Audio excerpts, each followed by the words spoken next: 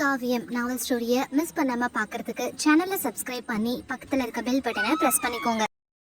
உதயசிம்மன் தன்னிடம் போதுமான புள்ளிகள் இல்லாததால் கவலையுடன் மித்தூனை பார்க்க மித்தூன் அமைதியாக, கவலைப்படாத, நான் அதை ஏற்பாடு செய்றேன் என்றான்.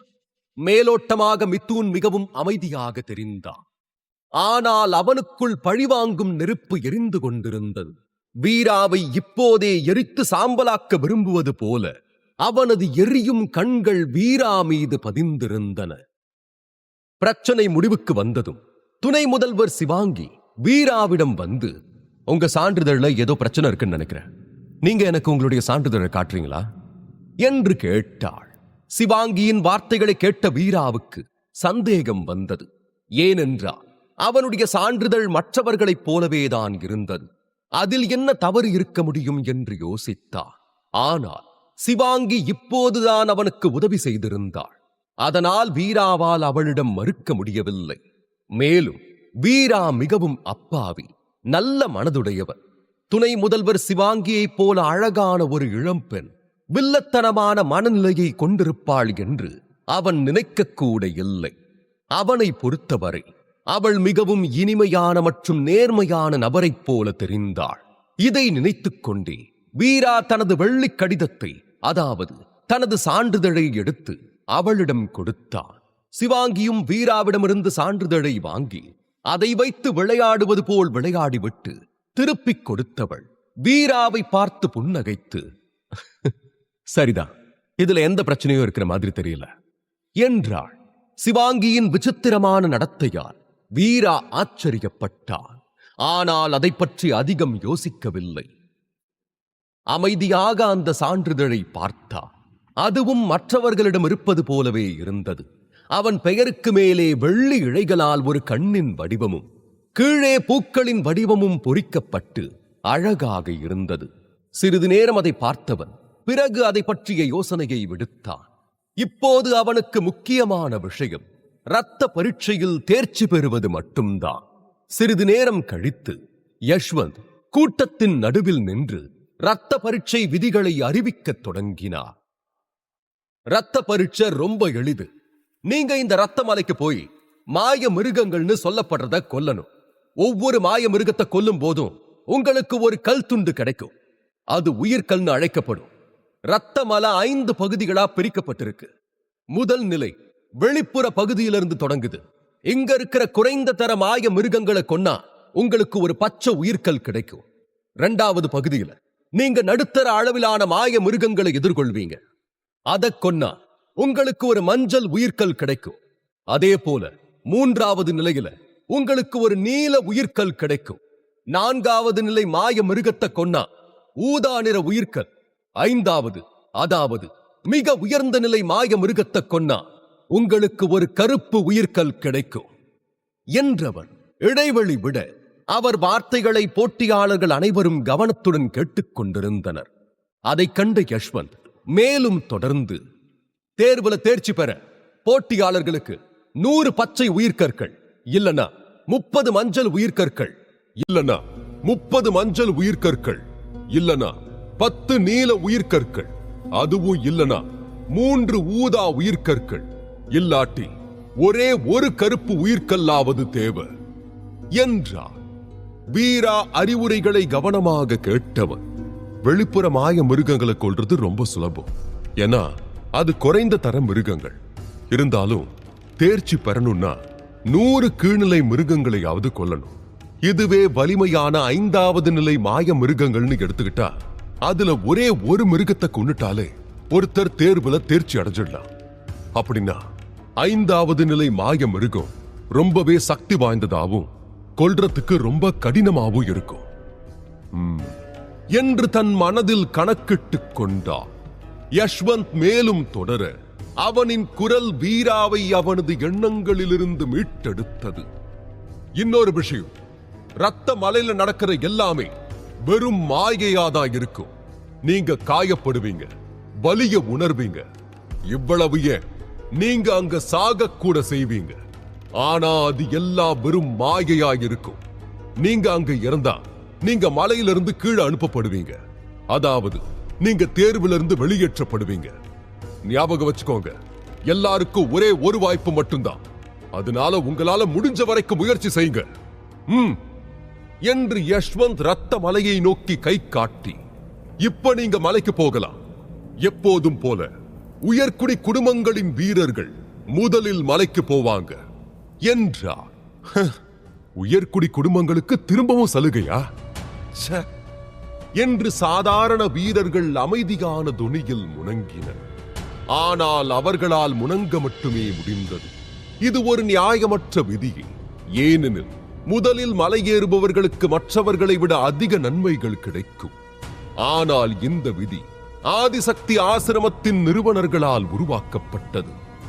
மேலும் ஆதிசக்தி ஆசிரமம் உயர் குடும்பங்கள் மற்றும் அரச குடும்பத்திற்கு இடையே ரகசிய தொடர்புகள் இருப்பதாக பரவலான வதந்திகள் கூட உள்ளன.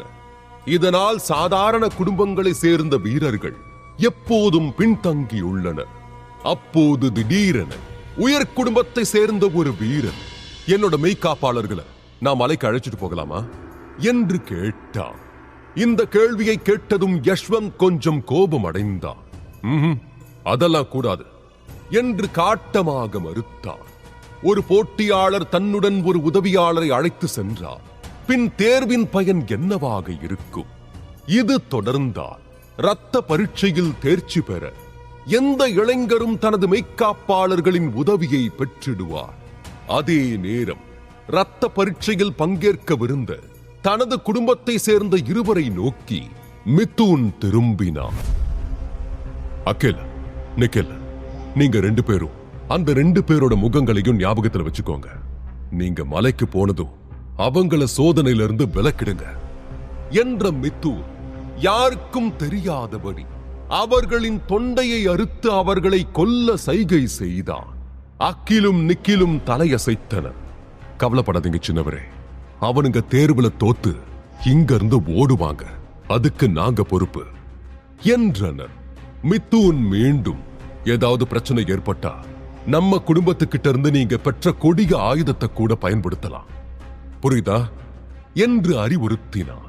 இதை கேட்ட அவர்களில் ஒருவன் தயங்கி, ஆனா சின்னவரே, என்கிட்ட ஒரே ஒரு கொடிய ஆயுதம் மட்டும்தான் இருக்கு, நான் அதையும் பயன்படுத்திட்டா அது என்னோட கைகள்ல இருந்து போயிடுமே என்றான். கலைமான் குடும்பம் பல திறமையான திறனுள்ள வீரர்களுக்கு பயிற்சி அளித்தது. கலைமான் குடும்பத்தை சேர்ந்த சந்திரன் யவன சாம்ராஜ்யத்தின் பிரபலமான 3 கொல்லர்களில் ஒருவர். அவரது உதவியுடன் கலைமான் குடும்பத்தினரால் பல உயர்தர ஆயுதங்களை உருவாக்க முடிந்தது. அவர் தனது குடும்பத்தின் ஒவ்வொரு உறுப்பினருக்கும் அவரே தயாரித்த முக்கியமான கொல்லும் ஆயுதத்தை வழங்கியிருந்தார். அது பயங்கரமான சக்தியை கொண்டிருந்தது. எந்த ஒரு உறுப்பினரும் ஆபத்தான சூழ்நிலையை எதிர்கொண்டால் இந்த ஆயுதத்தை பயன்படுத்தி போரின் திசையை மாற்றிடலாம். ஆனால் ஒவ்வொரு உறுப்பினரிடமும் ஒரே ஒரு ஆயுதம் மட்டுமே இருந்தது. இதனாலேயே வீராவை கொல்ல அக்கிலும் நிக்கிலும் அதை பயன்படுத்த தயங்கினர். மேலும் இந்த இரத்த பரீட்சையின் போது ஒரு சீடரை கொல்ல முடியாது. அதிகபட்சமாக நீங்கள் அவர்களை சோதனையிலிருந்து விலக்க மட்டுமே முடியும். அவர்கள் தயக்கத்தை புரிந்து கொண்ட மிதுன், கவலைப்படாதீங்க, நான் உங்களுக்கு இன்னொரு ஆயுதத்தை வாங்க உதவி பண்றேன் என்றான். மிதுன் கலைமான் குடும்பத் தலைவரின் மகன். இதனால் அவனது நிலை அக்கில் மற்றும் நிக்கிலை விட மிகவும் சிறப்பாகவே இருந்தது. அதனால் அவனுக்கு அவனது குடும்பத்திலிருந்து மற்றொரு ஆயுதத்தை பெறுவது அத்தனை கடினமான காரியம் அல்ல. சின்னவரே, நீங்க ரொம்ப அன்பானவர். இது ஏன் குடும்ப விஷயம். ஆனா நீங்க எனக்காக இவ்வளவு மெனக்கெட்டு உதவி செய்றீங்க. உங்களுக்கு நான் எப்படி நன்றி சொல்ல போறேனே தெரியல என்று உதயசிம்மன் உணர்ச்சி வசப்பட்டு சொன்னார். அதற்கு மிதுன் ஒரு மெல்லிய புன்னகையுடன் பதில் அளித்து, உதயா, இது ஒன்னும் பெரிய விஷயமே இல்ல. அது மட்டும் இல்லாம நீ கலைமான் குடும்பத்துக்கு எவ்வளவு உதவி செய்யற. கருப்பு மலை சிறையில இருக்கிற உன்னோட சகோதரி வேதாவுக்கு இன்னும் சில கடிதங்களை எழுதணுமா. அதுக்கு என்னோட அண்ணன் உன்னோட உதவியை தான் விரும்புறான். நீ செய்யற இந்த உதவியால தான் அவனால வேதா மனச கொஞ்சம் கொஞ்சமா மாத்த முடியுது என்றான். அப்படி செய்யறதுல எனக்கு மகிழ்ச்சி தான். உண்மையில வேதா ரொம்ப பிடிவாதமா இருக்கா. அதனாலதான் அவளை சமாதானப்படுத்த இவ்வளவு நேரம் எடுத்துக்குது. ஆனா இன்னும் கொஞ்ச நாள் தான் அவ உங்களுடைய சகோதரனை விரும்ப தொடங்கிடுவா. கலைமான் குடும்பத்துல சேர்றது அவளுக்கு ஒரு பெரிய அதிர்ஷ்டத்தை தரும் என்றான். உதயசிம்மன் உதடு தந்திரமாக சிரித்துக் கொண்டிருந்தது. அதிர்ஷ்டவசமாக அவர்கள் இருவரும் வீராவிடமிருந்து வெகு தொலைவில் நின்று கொண்டிருந்தனர். ஒருவேளை வீரா மட்டும் அவர்களின் இந்த உரையாடலை கேட்டிருந்தார், உதயசிம்மனின் ஆன்மா நடுங்கும் அளவுக்கு அவனுக்கு பயங்கரமான தண்டனையை வழங்கியிருப்பார். வேதா கருப்பு மலை சிறையில் அடைக்கப்பட்டுள்ளார். எனவே சுந்தர தேசத்தில் என்ன நடந்தது என்பது அவளுக்கு தெரியாது. சொல்லப்போனால் அவளுடைய தந்தையின் மரணச் செய்தி கூட வேதாவை எட்டவில்லை. வீராவும் சிறையில் இருந்ததால் அவனாலும் அவளை தொடர்பு கொள்ள முடியவில்லை. இதனால் வேதா சமீப வருடங்களில் உதயசிம்மனுடன் மட்டுமே தொடர்பில் இருந்தார். இருவரும் கடிதங்கள் மூலம் பேசிக் கொண்டனர். அதில் எல்லா வகையான சாக்குகளையும் சொல்லி உதயசிம்மன் அவளை சமாதானம் செய்து வைத்திருந்தார். வீரா பற்றி கேட்கும் போதெல்லாம் மிகவும் புத்திசாலித்தனமாக பொய் சொல்லுவான்.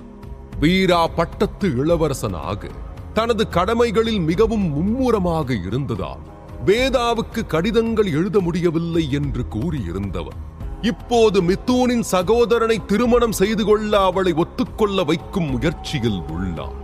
இதை யோசித்தபடி உதயசிம்மன் இருக்க, உயர்குடி குடும்பங்களை சேர்ந்த வீரர்கள் அனைவரும் இரத்த மலைக்கு சென்றிருந்தனர். அவர்களை தொடர்ந்து இப்போது 1000 சாதாரண சீடர்களின் முறை வந்தது. அவர்கள் ஒரு வரிசையை உருவாக்கி ஒருவர் பின் ஒருவராக மலைக்குள் நுழைந்தனர். இரத்த மலையை அடைய வெவ்வேறு திசைகளில் பல பாதைகள் இருந்தன. எந்த பாதை மிகவும் ஆபத்தானது என்று யாருக்கும் தெரியாது. எனவே அனைத்து வீரர்களும் சீரற்ற முறையில் ஏதோ ஒரு பாதையை தேர்ந்தெடுத்து அதில் சென்றனர். வீரா இன்னும் யோசித்துக் கொண்டு வரிசையின் பின்புறத்தில் நின்றான். அவன் கொஞ்சம் பதட்டமாகவும் சந்தேகத்துடனும் நின்று கொண்டிருந்தான். மிதூனையும் கலைமான் குடும்பத்தினரையும் கண்டு அவன் பயப்படவில்லை என்றாலும் மிதூன் உதயசிம்மனுக்கு ஏன் இவ்வளவு உதவி செய்கிறான் என்பதைத்தான் அவனால் புரிந்து கொள்ள முடியவில்லை. உண்மையில் சுந்தர தேசத்தின் தற்போதைய பட்டத்து இளவரசன் உதயசிம்மன் தான். ஆனாலும் கலைமான் குடும்பத்தின் அதிகாரத்துடன் ஒப்பிடும் போது சுந்தர தேசத்தின் அரச குடும்பம் வெறும் எறும்புதான். மிதூனின் உதவிக்கு ஈடாக உதயசிம்மனிடம் எதுவும் இல்லை. அதனாலேயே இந்த 2 பேருக்கு இடையில அப்படி என்ன இருக்கு என்று குழம்பிப் போனான். மேலும் மிதூனின் நோக்கங்களை வீராவால் புரிந்து கொள்ள முடியவில்லை. இது அவனை அமைதியற்றவனாக ஆக்கியது. அவன் யோசித்துக் கொண்டே நடந்து கொண்டிருந்த போது தனக்கு முன்னால் உள்ள மலையில் வண்ணமயமான விளக்குகளால் மின்னும் ஒரு கதவை கண்டான். இதை பார்த்ததும் வீரா தன் எண்ண உலகத்திலிருந்து வெளியே வந்தான். அந்த கதவு ஏதோ ஒரு தேவதை உலகத்தின் நுழைவு வாயில் போல பல்வேறு ஒளிக்கதிர்களால் மின்னியது. ஒரு சாதாரண வீரன், இது இந்த மாயையான வரிசையோட வெளிப்புற அமைப்பு. வண்ண ஒளியோட இந்த கதவை கடந்து போயிட்டா நாம உண்மையான ரத்த பரீட்சைக்குள்ள நுழைஞ்சிருவோம் என்றவன் முன்னோக்கி நடந்தான். அவன் கதவை நெருங்கும் போது வண்ண ஒளியின் அலை அவன் உடலை சூழ்ந்தது. ஒரு கண்ணிமைக்கும் நேரத்தில் அவன் மறைந்து போனான். இதை கண்ட வீராவும் எந்த தயக்கமும் இல்லாமல் ஒளியின் கதவின் உள்ளே நுழைந்தான். அடுத்த கணம் சுற்றியுள்ள காட்சி முற்றிலும் மாறிவிட்டதை கண்டான். அப்ப இதுதான் அந்த மாயையா என்று ஆச்சரியமானார். வீரா ரத்த மலையை வெளியிலிருந்து பார்த்தபோது மலையின் தனித்துவமான சிவப்பு நிறத்தை கண்டு வியந்தான். முழு காட்சியும் மிகவும் மங்கலாக இருந்தது. அங்குள்ள தாவரங்கள் கூட சிவப்பு நிறத்தில் இருந்தன. ஆனால் மாயையான அணிவகுப்பின் உள்ளே வந்த பின் உள்ளே இருந்த காட்சி முற்றிலும் மாறுபட்டதாக இருந்தது.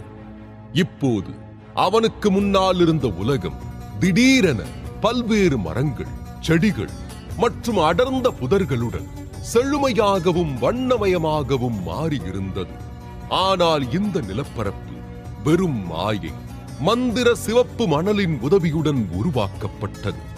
இருப்பினும் மரங்களையும் புதர்களையும் பார்த்தவனுக்கு அவற்றின் தொடுதல், வாசனை மற்றும் சுவை என அனைத்துமே உண்மையான உலகத்தைப் போலவே இருப்பது புரிந்தது. இந்த சோதனையில் என்ன நடக்கும்? மாயை விலங்குகளை வீரா எப்படி எதிர்கொள்வார்? அக்கிலும் நிக்கிலும் வீராவை போட்டியிலிருந்து வெளியேற்றுவார்களா? உதயசிம்மன் வேதாவை வைத்து விளையாடுவது வீராவுக்கு தெரிந்தால் வீராவின் எதிர்வினை என்னவாக இருக்கும்? தெரிந்து கொள்ள தொடர்ந்து கேளுங்கள்.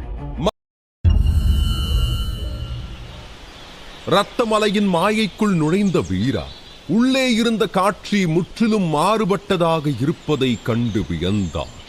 அவனுக்கு முன்னால் இருந்த உலகம் திடீரென பல்வேறு மரங்கள், செடிகள் மற்றும் அடர்ந்த புதர்களுடன் செழுமையாகவும் வண்ணமயமாகவும் மாறியிருந்தது. ஆனால் இந்த நிலப்பரப்பு வெறும் மாயையே, மந்திர சிவப்பு மணலின் உதவியுடன் உருவாக்கப்பட்டது. இருப்பினும் மரங்களையும் புதர்களையும் பார்த்தவனுக்கு அவற்றின் தொடுதல், வாசனை மற்றும் சுவை என அனைத்துமே உண்மையான உலகத்தைப் போலவே இருப்பது புரிந்தது. பல அடிகள் முன்னோக்கி வைத்த பிறகு வீரா ஒரு விலங்கின் அலறலை கேட்டார். மேலும் ஒரு கடுமையான போரின் சத்தத்தை கேட்டார். அதற்குள் யாரோ ஒரு மாயை மிருகத்துடன் சண்டையிடத் தொடங்கி இருந்தனர். வீரா அங்கு சென்றபோது 3 பேர் ஒன்றாக ஒரு முதல் தர பேய் ஓநாயை கொல்ல முயன்று கொண்டிருந்தனர். ஓநாயை சமாளிப்பது அவ்வளவு கடினம் அல்ல. அதன் வலிமையும் தாக்குதலும் சுவாதிஷ்டான சக்கரத்தின் ஒரு வீரரின் வலிமைக்கு சமமாக இருந்தன. 3 இளைஞர்களும் தங்கள் மணிப்பூரா சக்கரத்தை எழுப்பியவர்கள். எனவே பேய் ஓநாயை தோற்கடிப்பதில் அவர்களுக்கு எந்த பிரச்சனையும் இல்லை. அந்த மிருகத்தின் உடல் இறந்து தரையில் விழுந்தபோது வண்ணமயமான ஒளி துகள்களாக மாறி மேல் நோக்கி மிதந்து காற்றில் மறைந்து போனது. அதன் இடத்தில் பச்சை ஒளியை வெளியிட்டபடி ஒரு உயிர்க்கல் தரையில் கிடந்தது. இந்த உயிர்க்கல் என்னோடது என்றபடி 3 வீரர்களில் ஒருவன் கல்லை எடுக்க ஓடினான். ஆனால் மற்றொரு வீரன் அவனது வழியை தடுத்து, அது எப்படி நீ மட்டும் எடுக்கலான்னு நினைக்கிற? நானும் அந்த மிருகத்தை கொல்ல உதவுன என்றான். ஓ அப்படின்னா வா சண்டை போடுவோம். நீ ஜெயிச்சா அந்த கல் உன்னோடது என்று முதல் வீரன் உருமினான்.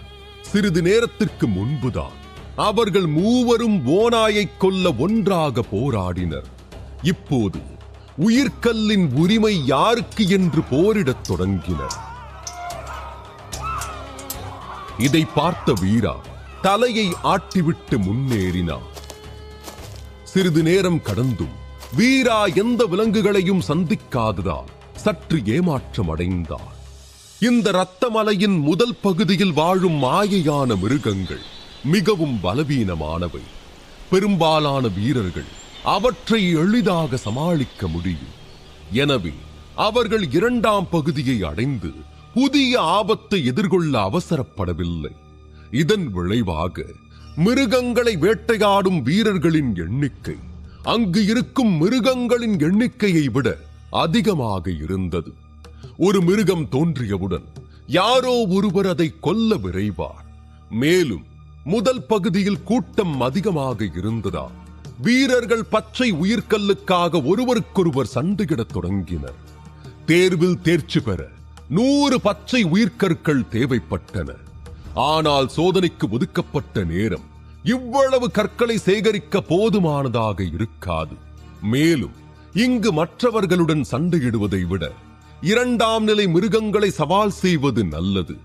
இதை புரிந்து கொண்ட வீரா ரத்தமலையின் ஆழத்திற்கு முன்னேறினான். ரத்தமலையின் அடுத்த பகுதிக்குள் நுழைய அவனுக்கு அதிக நேரம் எடுக்கவில்லை. முதல் பகுதியுடன் ஒப்பிடும்போது 2ஆம் பகுதியில் குறைவான மக்களே இருந்தனர். இந்த பகுதியில் உள்ள மாய மிருகங்களின் சக்தி மணிப்பூரா சக்கரத்திற்கு சமமாக இருந்தது. எனவே அவற்றை தோற்கடிப்பது பலவீனமான வீரர்களின் சக்திக்கு அப்பாற்பட்டது. வீரா சுற்றித் திரிந்த போது ஒரு பசுமையான காட்டை கண்டார். அதன் முன்பக்கத்தில் இருந்து ஒரு உரத்த அலறல் சத்தம் கேட்டது. அவன் மேலே பார்த்தபோது ஒரு நீல நிற பேய்க்குரங்கு ஒரு மரத்தில் தொங்குவதை கண்டார்.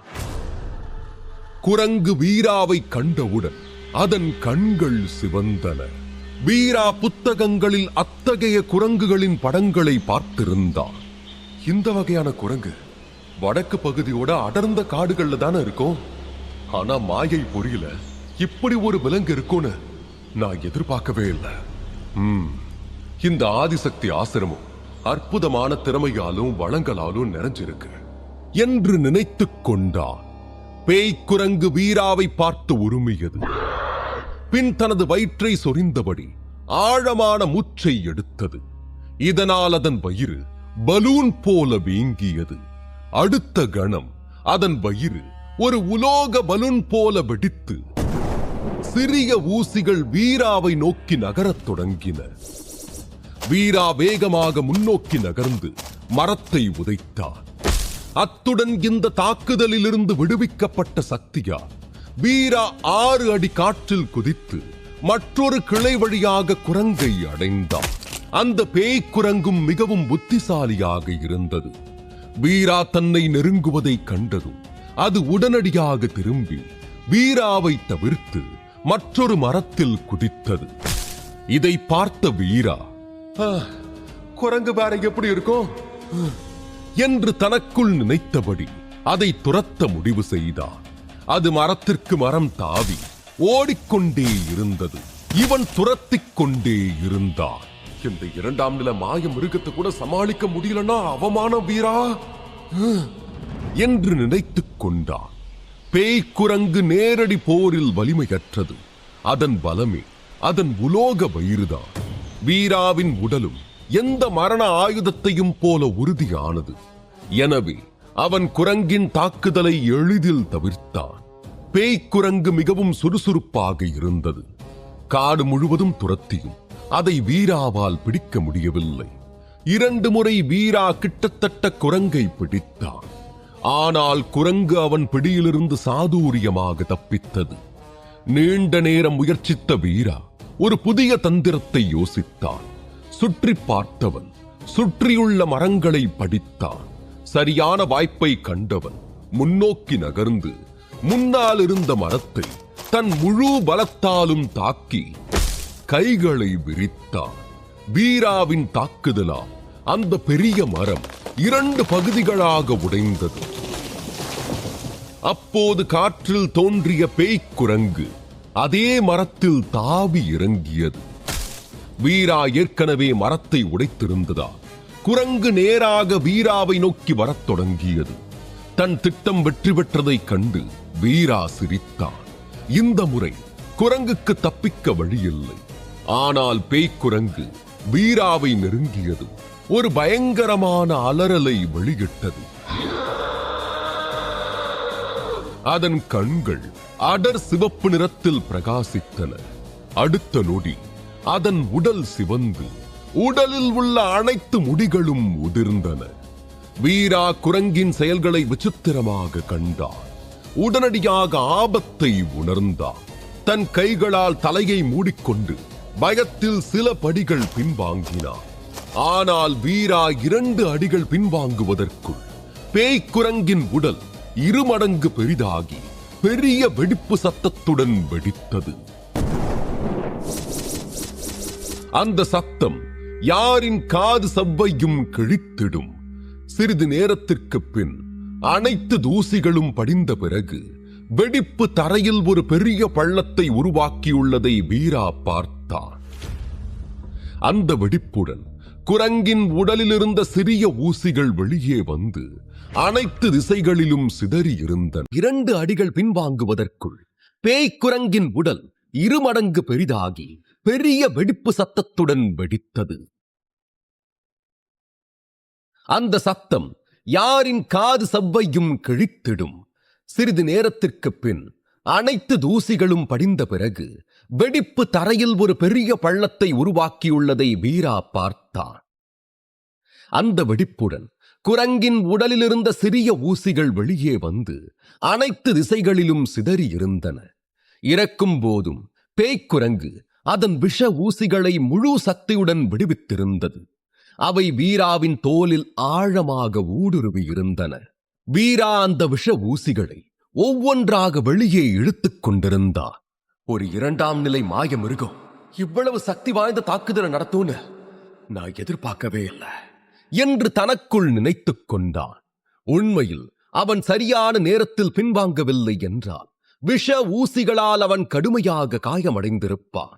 மாயை மிருகங்களின் சக்திகள் மனிதர்களைப் போலவே இருந்தாலும் ஆபத்தை எதிர்கொள்ளும் போது பல மாயை மிருகங்கள் தங்கள் உடல்களை வெடித்தும் எதிரிக்கு தீங்கு விளைவிக்கும். வீரா தன் உடலிலிருந்து விஷ ஊசிகளை அகற்றிய பிறகு குழிக்கு சென்று அதன் நடுவில் இருந்த ஒரு மஞ்சள் உயிர்க்கல்லை எடுத்தான். சோதனையில் தேர்ச்சி பெற 30 மஞ்சள் உயிர்க்கற்கள் தேவைப்பட்டன. இது நிச்சயமாக பச்சை உயிர்க்கல்லை விட மிக குறைவான எண்ணிக்கை. ஆனால் இதற்காக அவன் சமாளிக்க வேண்டிய மிருகங்கள் சந்தேகத்திற்கிடமின்றி மிகவும் கொடூரமானவை.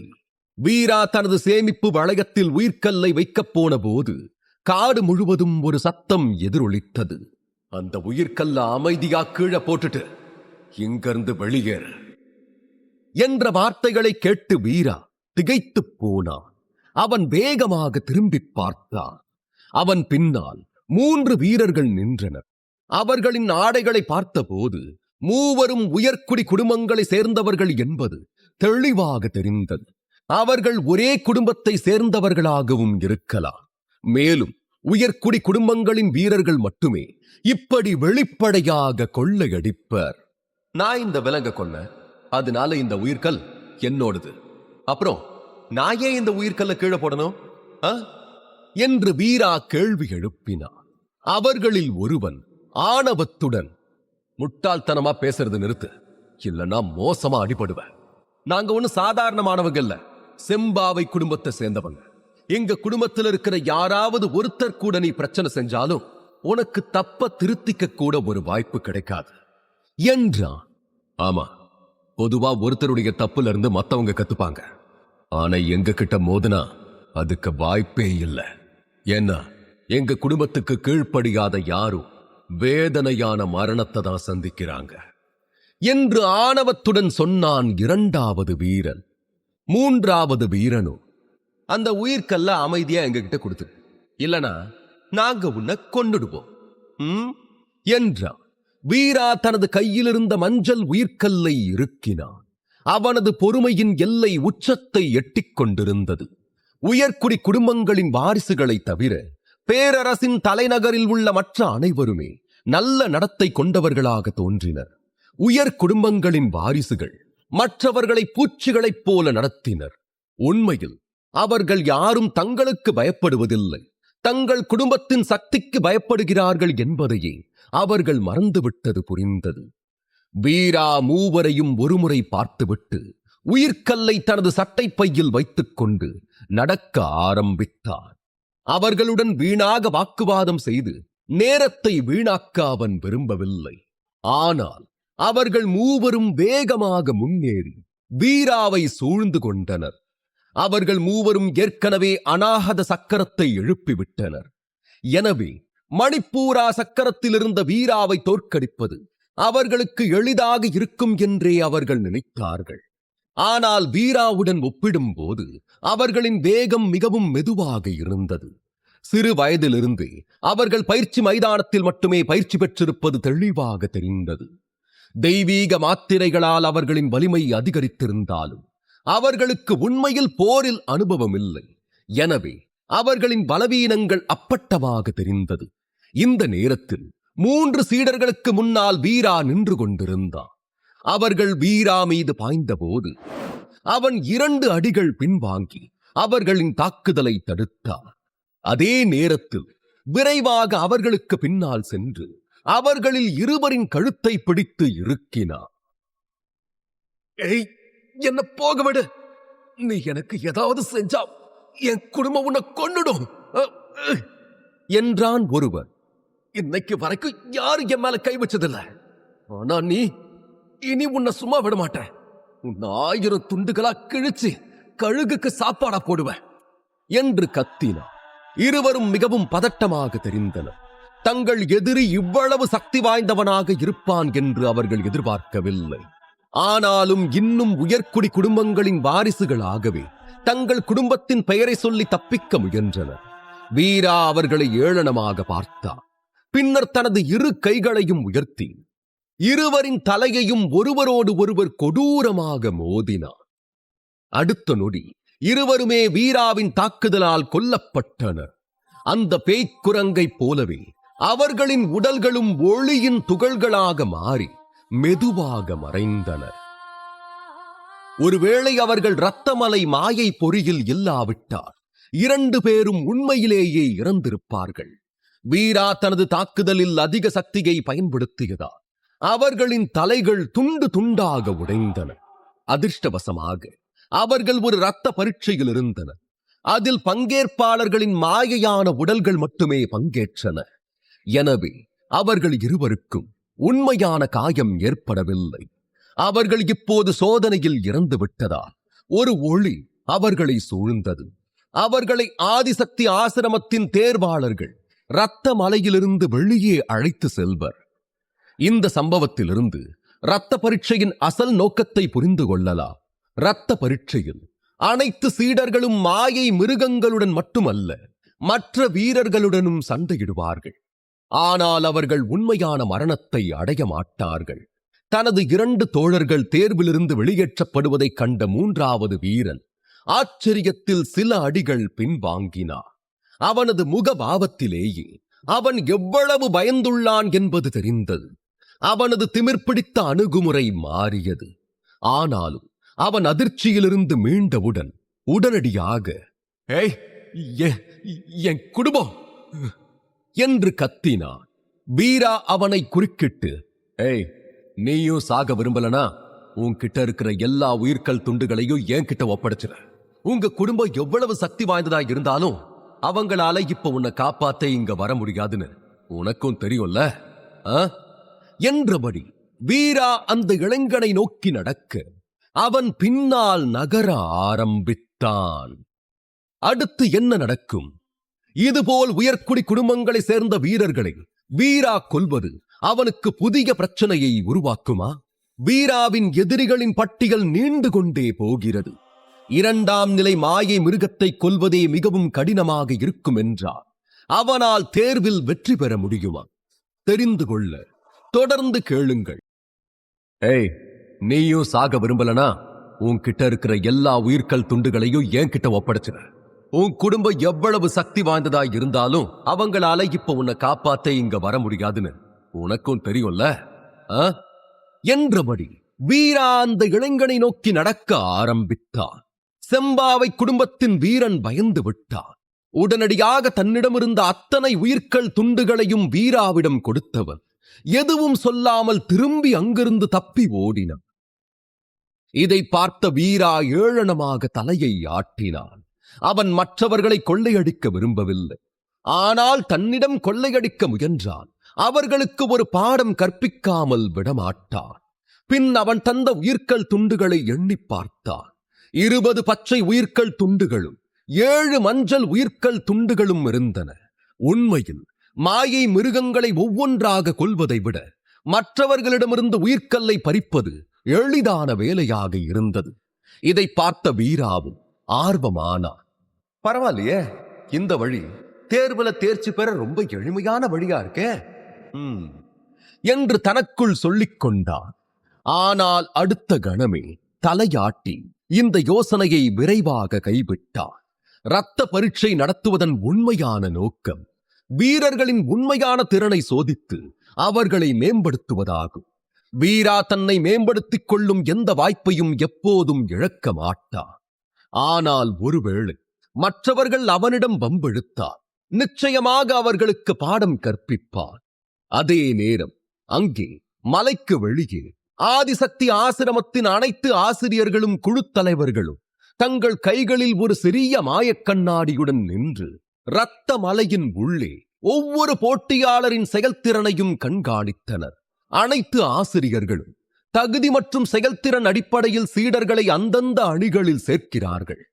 ஆனால் விதிகளின்படி தேர்வில் தேர்ச்சி பெறும் சீடர்களே தங்கள் ஆசிரியர் அல்லது குழுவை தேர்ந்தெடுக்கும் உரிமையை பெறுவார்கள். ஆசிரியர்கள் இரத்த பரீட்சையில் பங்கேற்கும் சீடர்களின் உண்மையான திறனை பற்றி தெரிந்து கொள்வதற்காக சோதனைகளை கவனமாக கண்காணிப்பர். பின் அவர்களில் திறமையான சீடர்களை தேர்ந்தெடுத்து அவர்களை தங்கள் குழுவில் சேரும்படி சமாதானப்படுத்தி அவர்களை தங்களை நோக்கி ஈர்க்க முயற்சிப்பர். இரத்த பரீட்சையில் கலந்து கொள்ளும் ஒவ்வொரு போட்டியாளருக்கும் ஒரு சீடர் வெள்ளி சான்றிதழ் வழங்கப்பட்டுள்ளது.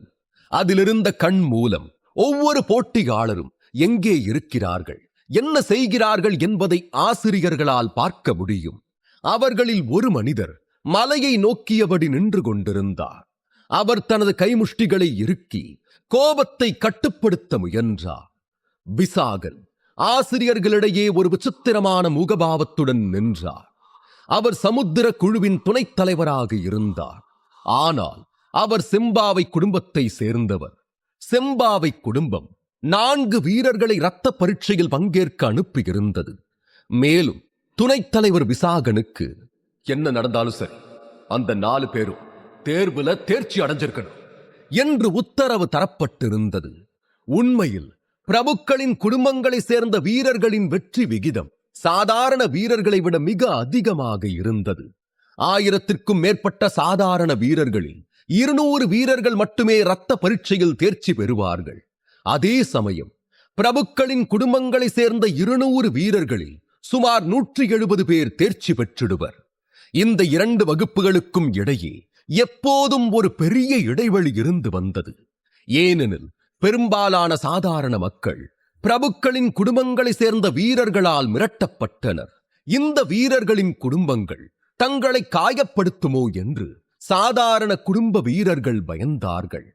இதனால் சாதாரண மக்களிடையே ஒரு பெரிய குழு இருந்தாலும் அவர்களின் வெற்றி விகிதம் மிகவும் குறைவாக இருந்தது. மேலும் அவர்களில் பெரும்பாலானோரும் பலவீனமான போர் வீரர்களாகவே முடிவடைந்திடுவர். இரத்த பரீட்சை தொடங்குவதற்கு சற்று முன்புதான் விசாகன் தங்கள் குடும்பத்திடம் பேசியிருந்தார். அவர் முழு குடும்பத்திடமும் 4 குடும்ப உறுப்பினர்களும் இரத்த பரீட்சையில் தேர்ச்சி பெறுவார்கள் என்று உறுதியளித்திருந்தார். ஆனால் இப்போது அவர்களிலிருந்து 2 இரத்த பரீட்சையிலிருந்து விலக்கப்பட்டு விட்டனர். இதனால் இரத்த மலையின் குறிப்பிட்ட இடத்திலிருந்து 2 ஒளிக்கற்றைகள் நேராக வானத்தில் பாய்ந்தன. இவர்கள் வீராவால் கொல்லப்பட்டு சோதனையிலிருந்து விலக்கப்பட்ட சீடர்கள்.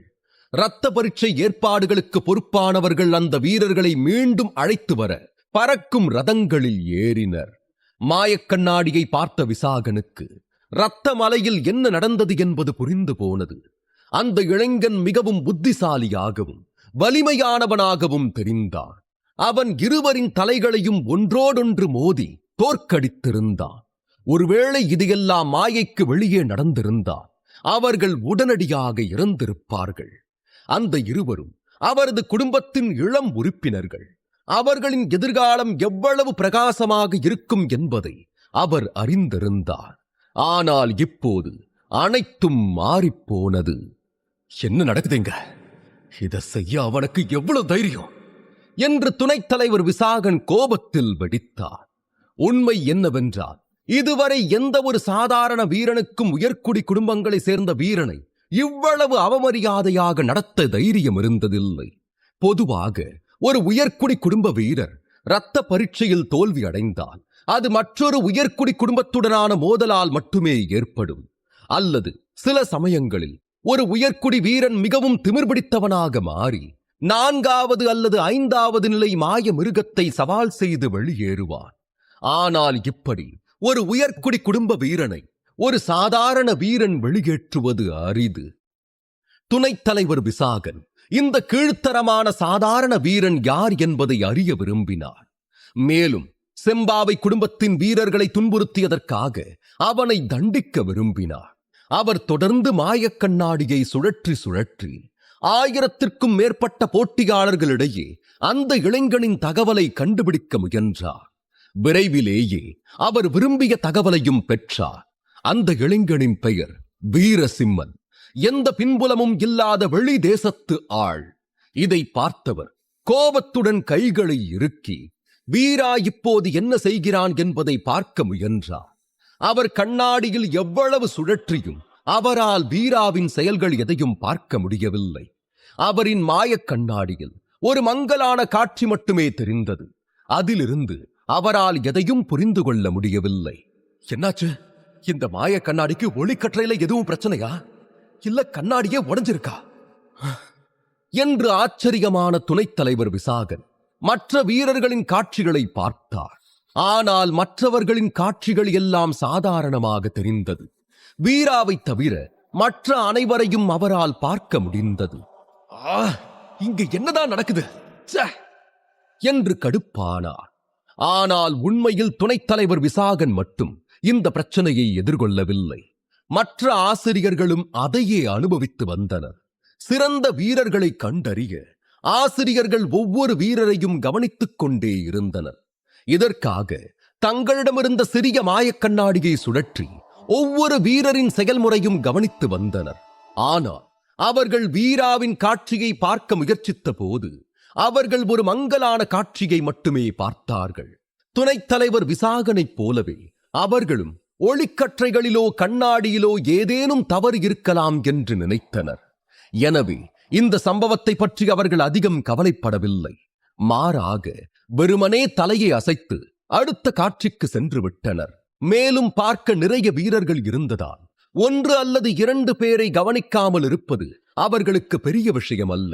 ஆனால் துணைத் தலைவர் சிவாங்கியால் மட்டுமே வீராவின் காட்சியை பார்க்க முடியும் என்பது 33 குழு தலைவர்களில் யாருக்கும் தெரியாது. மற்ற குழு தலைவர்கள் எதிர்கொள்ளும் பிரச்சனையை சிவாங்கி கவனித்திருந்தாள். ஒரு குறிப்பிட்ட வீரரின் காட்சியை பார்க்க முடியாமல் ஏமாற்றம் அடைந்த தலைவர்கள் பின் அடுத்த போட்டியாளரின் காட்சிக்கு சென்று விட்டனர். இதையெல்லாம் கவனித்த துணைத் தலைவர் சிவாங்கியின் அழகான முகத்தில் ஒரு குறும்பு புன்னகை பரவியது. அவள் தனது மாயக்கண்ணாடியை உற்று பார்த்தாள். ஒருவேளை அவளுக்கு அருகில் யாராவது இருந்து அவர்கள் அவளது மாயக்கண்ணாடியை பார்த்திருந்தார் சிவாங்கிக்கு மட்டும் வீரா தெளிவாக தெரிவதை பார்த்திருப்பார்கள். உண்மையில் வீராவின் செயல்திறனை அவளை தவிர வேறு யாராலும் பார்க்க முடியாததற்கு காரணம் சிவாங்கிதான். அவளே வீராவின் சீடர் சான்றிதழை சரிபார்ப்பது போல கையில் வாங்கி அதை மாற்றி அமைத்திருந்தாள். இப்போது வீராவின் செயல்திறனை யாராலும் பார்க்க முடியாததா, யாரும் அவனை கவனிக்க மாட்டார்கள். வீராவை தங்கள் அணியில் சேர்ப்பதில் சிவாங்கிக்கும் எந்த பிரச்சனையும் இருக்காது. இதுவரை எல்லாம் அவளுடைய விருப்பப்படியேதான் நடந்து கொண்டிருந்தது. ஆனால் இப்போது அவள் கொஞ்சம் கவலைப்பட்டாள். முந்தைய சண்டை வீராவை நோக்கி மற்றவங்களுடைய கவனத்தை ஈர்த்திருக்குமா என்ற சந்தேகம் துணைத் தலைவர் சிவாங்கிக்கு தோன்றியது. பதட்டத்தில் பெருமூச்சு விட்டாள்.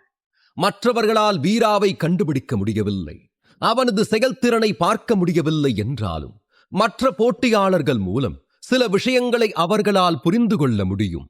அதனாலேயே சிவாங்கி கொஞ்சம் தவிப்பில் இருந்தாள். மேலும் வீரா தேர்வில் தேர்ச்சி பெற போதுமான உயிர்க்கற்களை பெற வேண்டும் என்றும் இனி அவன் தேவையற்ற சண்டைகளில் ஈடுபடக்கூடாது என்றும் சிவாங்கி பிரார்த்தனை செய்தாள். ஆனால் உயர்குடி குடும்பங்களை சேர்ந்த வீரர்கள் எப்போதும் இதுபோன்ற பிரச்சனையை ஏற்படுத்துவார்கள் என்பதையும் அவள் அறிந்திருந்தாள். எனவே வீரா அவர்களுக்கு ஒரு பாடம் கற்பித்ததில் அவளுக்கு மகிழ்ச்சிதான். சிவாங்கியின் உதடுகளில் இதனால் ஒரு தந்திரமான புன்னகை தோன்றியது. வாழ்க்கையில் விஷயங்கள் எப்போதும் நாம் எதிர்பார்க்கும் விதத்திலும் நடப்பதில்லை. விதி நம்மை ஆச்சரியப்படுத்தவும் தவறுவதில்லை. துணைத் தலைவர் விசாகனின் குடும்பத்தை சேர்ந்த 2 வீரர்கள் தேர்விலிருந்து விலக்கப்பட்டவுடன் அவரது கண்கள் கோபத்தால் பிரகாசித்தன. செம்பாவை குடும்பத்தின் 4 சீடர்களில் 3 பேர் தொலைதூர குடும்பத்தை சேர்ந்தவர்கள். அவர்கள் அவ்வளவு வலிமையானவர்கள் அல்ல. ஆனால் அவர்களில் ஒருவன் துணைத் தலைவர் விசாகனின் நெருங்கிய உறவு. அவன் செம்பாவை குடும்பத்தின் தலைவரின் அன்பு மகன். அவனது பெயர் வேலன். புத்திசாலித்தனமான இளைஞன். துணைத் தலைவர் விசாகன் 4 மாணவர்களுமே தேர்வில் தேர்ச்சி பெறுவார்கள் என்று குடும்பத்திற்கு உறுதி அளித்திருந்தார். ஆனால் இப்போது 2 பேர் தேர்விலிருந்தே வெளியேற்றப்பட்டு விட்டனர். எனவே அவர் பொறுமையின்றி மாயக்கண்ணாடியை சுழற்றி கண்ணாடி வழியாகவே வேலனின் சீடர் சான்றிதழை பார்த்தார். பின் தயக்கமின்றி கண்ணாடி வழியே குரல் கொடுத்து வேலனை அழைத்தார். இது இரத்த பரீட்சை விதிகளை முழுமையாக மீறுவதாகும். ஆனால் கோபத்தில் இருந்த துணைத் தலைவர் விசாகன் எதையும் பொருட்படுத்தவில்லை. வேலன், நான் சொல்றத கவனமா கேளு. ராஜன், தேஜன் 2 பேரும் ரத்த பரீட்சையிலிருந்து விலக்கப்பட்டிருக்காங்க. யாரோ ஒருத்தன் இத வேணும்னே செஞ்சிருக்கான் என்று துணைத் தலைவர் விசாகன் மாயக்கண்ணாடி மூலம் உணர்ச்சி வசப்பட்டு கூறினார். நீங்க என்ன சொல்றீங்க? ஏன் மக்களுக்கு இப்படி செய்ய யாருக்கு தைரியம் இருக்கு? மாயை பொறியின் 3வது பகுதிக்குள் வேகமாக ஓடியபடியே வேலன் கேட்டான். 6 3ஆம் நிலை மாயை மிருகங்கள் அவனை துரத்திக் கொண்டிருந்தன. ஆனால் அந்த மிருகங்களா அவன் அதிகம் கவலைப்படவில்லை. அவன் அந்த மாயை மிருகங்களை எளிதாக தவிர்த்துவிட்டு துணைத் தலைவர் விசாகனுடன் பேசத் தொடங்கினான். அவன் பேரு வீரசிம்மன். உனக்கு அவனை தெரியுமா? அவன்தான் ராஜன், தேஜன் 2 பேரையும் தோற்கடிச்சிருக்கான். நீ அவன் கிட்ட கொஞ்சம் கவனமாவே இரு என்று பற்களை கடித்தபடி விசாகன் எச்சரித்தார். பின் சிறிது நேரம் யோசித்த பிறகு, இல்ல, நான் சொல்ல வந்தது அது இல்ல. நான் கொஞ்சம் அதிகமா கவலைப்படுறேன்னு நினைக்கிறேன். உன்கிட்ட அதிக சக்தி இருக்கு. அதனால ரத்த மலையில உன்னை யாராலையும் தோற்கடிக்க முடியாது. வீராவோட தற்போதைய இருப்பிடம் பத்தின தகவலை நான் உனக்கு சொல்றேன். அதை நீ சரி பார்த்துக்க என்ற துணைத் தலைவர் விசாகன் தகவலை தந்ததும் வேலனின் முக பாவனை மாறியது. அவன் உடனே திரும்பி வீராவை நோக்கி நடந்தான். இரத்த மலைக்குள் வீரா ஆழமாக சென்று கொண்டிருந்தான். ஏற்கனவே 2 2ஆம் நிலை மாயை மிருகங்களை கொன்றிருந்தான்.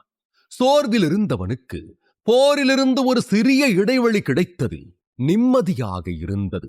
ஆனால் சில நிமிடங்களில் அவன் இயற்கைக்கு மாறான சிரிப்பை கேட்டான். அவனது முகம் உடனடியாக தீவிரமாக மாறியது. பிரபுக்களின் குடும்பங்களை சேர்ந்த 20 வீரர்கள் அவனுக்கு முன்னால் நின்றனர். அவர்கள் ஒரு தனிப்பட்ட பாதையை அமைத்திருந்தனர். அந்த வழியாக செல்ல விரும்புவோர் தங்கள் உயிர்க்கற்களை ஒப்படைக்க வேண்டிய கட்டாயம் ஏற்பட்டது. வீராவின் மனதில் தோன்றிய முதல் எண்ணம், இந்த முட்டாளுங்களை இவனுங்க நிச்சயமா பைத்தியக்காரனுங்க தான் என்பதுதான். மேலும் தனக்கு ஓய்வு கிடைக்காது என்பது இப்போது அவனுக்கு தெளிவாகிவிட்டது. அடுத்து என்ன நடக்கும்? வீரா இவ்வளவு பேரை எதிர்கொள்ள முடியுமா? அல்லது அடுத்த பகுதிக்கு செல்ல அவன் தனது உயிர்க்கற்கள் அனைத்தையும் இவர்களிடம் கொடுக்க வேண்டுமா? வேலன் வீராவை எதிர்கொள்ளும் போது என்ன நடக்கும்? தெரிந்து கொள்ள தொடர்ந்து கேளுங்கள். பொதுவாக உயர்குடி குடும்பங்களை சேர்ந்த வீரர்கள் தங்கள் குடும்ப அந்தஸ்தை நியாயமற்ற முறையில் பயன்படுத்தி எந்த முயற்சியும் இல்லாமல் உயர் பதவியை பெற முயல்வர். அவர்களில் பெரும்பாலானோர் உயர் ரக மருந்துகளை உட்கொள்வதன் மூலம் தங்கள் சாகுபடி மற்றும் வலிமையை அதிகரித்துக் கொள்வர். ஆனால் உண்மையான போரில் போராடும் வலிமை அவர்களிடம் இருக்காது. மேலும் எல்லா உயர்குடி வாரிசுகளும் இப்படி இல்லை என்பதையும் வீரா அறிந்திருந்தார். இல்லையெனில் உயர்குடி குடும்பங்கள் இவ்வளவு ஆண்டுகளாக இந்த அரச தலைநகரை ஆதிக்கம் செலுத்தி இருக்க முடியாது. அவர்களிலும் திறமையான கடின உழைப்பாளிகள் பலர் இருக்க வேண்டும். ஆனால் வெளிப்படையாக அவன் சந்தித்த மக்கள் பெரும்பாலும் மிகப்பெரிய சோம்பேறிகள் மற்றும் கோழைகள். அவர்கள் மாயை மிருகங்களை கொல்ல கடினமாக உழைக்க விரும்பவில்லை. எனவே அவர்கள் தங்கள் குடும்பங்களின் பெயரை பயன்படுத்தி மற்ற போட்டியாளர்களின் உயிர்க்கற்களை கொள்ளையடித்து விடுவர். இப்படி அவர்கள் எதுவும் செய்யாமல் எல்லாவற்றையும் பெற விரும்பியதைக் கண்ட வீரா கோபமடைந்தார். இந்த உலகத்துல இப்படியும் வெக்கமே இல்லாம மக்கள் வாழ்ந்துகிட்டு தான் இருக்காங்க என்று தனக்குள் முணுமுணுத்துக் கொண்டார். எளிதான வழியில் தேர்ச்சி பெற சில உயர்குடி குடும்ப வீரர்கள் சாதாரண வீரர்களிடம் நேரடியாக மிரட்டி உயிர்க்கற்களை பறித்துக் கொண்டிருந்தனர். சில உயர்குடி குடும்ப வீரர்கள் அடுத்த பகுதிக்கு செல்லும் பாதையில் நின்று பாதையை தடுத்து சாதாரண வீரர்களை நிறுத்தி அவர்களிடம் கொள்ளையடித்துக் கொண்டிருந்தனர். அதே நேரத்தில் உயர்குடி குடும்பங்களை சேர்ந்த மற்ற வீரர்கள் அதே பாதையில் எந்த தொந்தரவும் இல்லாமல் கடந்து செல்ல அனுமதிக்கப்பட்டனர். அவர்கள் பட்ட பகலில் போட்டி நடக்கும் இடத்தில் இப்படி வெளிப்படையாகவே போட்டியாளர்களிடம் கொள்ளையடித்துக் கொண்டிருக்கின்றனர். ஆனால் அதை ஆதிசக்தி ஆசிரம நிர்வாகம் தட்டிக்கூட கேட்கவில்லை. இதை நினைத்தவனின் மனதிற்குள் கோபம் பொங்கியது.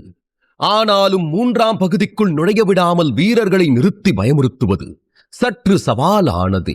அப்போது ஒரு உயரமான நல்ல வலிமையான சாதாரண வீரன் ஒருவர் தனது பெரிய வாளை சுழற்றியபடி அந்த பாதை வழியாக சென்றான்.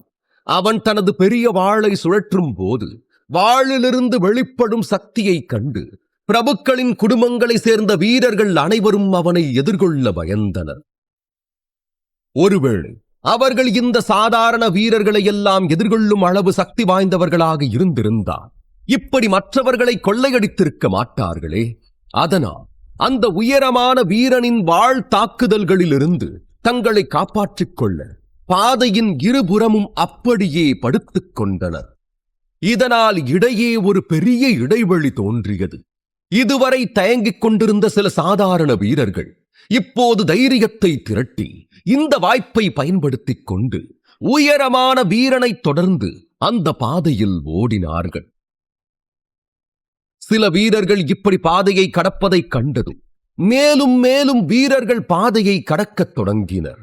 சிறிது நேரத்திலேயே பிரபுக்களின் குடும்ப வாரிசுகள் எண்ணிக்கை சரிந்தது. சாதாரண வீரர்கள் ஆட்டு மந்தையைப் போல அந்த பாதை வழியாக விரைந்து கொண்டிருந்தனர். வீராவும் அந்த கூட்டத்தை பின்தொடர்ந்து ஓடினார். என்ன நடக்கிறது என்பதை கண்டதும் பிரபுக்களின் குடும்ப வாரிசுகள் கோபத்தில் பொங்கினர்.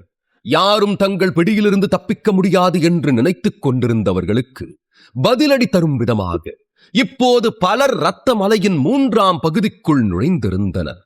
அவங்களை நிறுத்துங்க என்று நீல நிற உடையணிந்த ஒரு உயர்குடி குடும்ப வாரிசு கத்தினார். அதிகமான மக்களை தப்பிக்க அனுமதித்தார். கொள்ளையடிக்க யாரும் இருக்க மாட்டார்கள் என்பதால் அவர்கள் பதறினர்.